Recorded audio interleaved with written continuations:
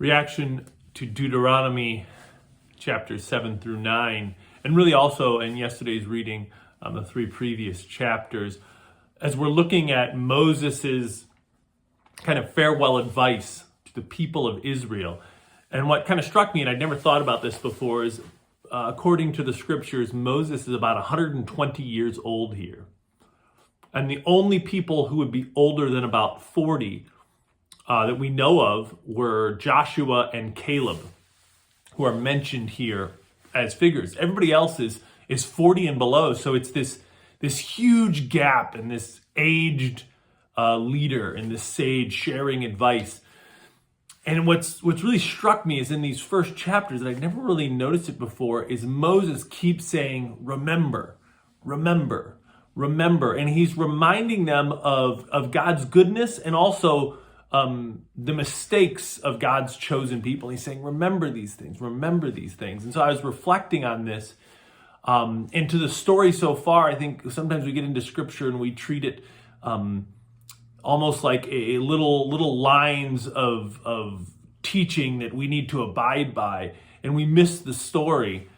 But the story so far, it's remembering what God has done and how he took a world in chaos and darkness and created life and peace and harmony. And then how when humans chose their own way, chose to be masters, that chaos and darkness returned. And we see that in the flood. We see that in the judgment on Egypt, right? The darkness and the chaos, but God continuing to be faithful in spite of this. And in these chapters, Moses says, God didn't choose you because you were special, but he kept his promise, right? And we go all the way back, and the promise, the first pages of the Bible, was that a descendant of the woman, right? A descendant of Eve, who was the forerunner of disconnection from God, that descendant would bless the whole world. And this is being fulfilled.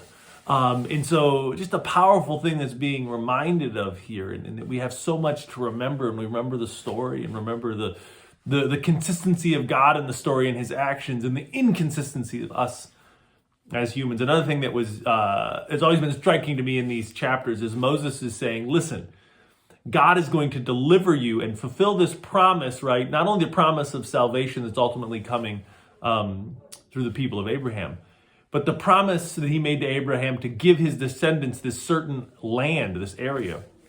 And he says there's all these nations who are more powerful, more numerous than you, but God's going to work and drive them out, just like he worked for you in Egypt, right? A more powerful nation. He's going to fight that battle for you, but he says he's not going to do it all at once. He says he's going to do it slowly so that all of the people aren't gone and then wild animals come in and take over the land. It's just such a detail that's so powerful to me, is that God, hey, he's going to work it incrementally so you can just kind of move in. And God's making it smooth, and that's the desire I believe he has for us. And when we read scripture and we look at the story that leads to Jesus, God is guiding us on a smooth journey. Doesn't mean there won't be hardships, but it means that God is working with us. So thankful for these readings, thankful for scripture. I hope that you're carrying along and looking here. I hope you're enjoying the Psalms as well. We're not talking about them as much, but may be blessed and continue to absorb the story of scripture that leads to Jesus.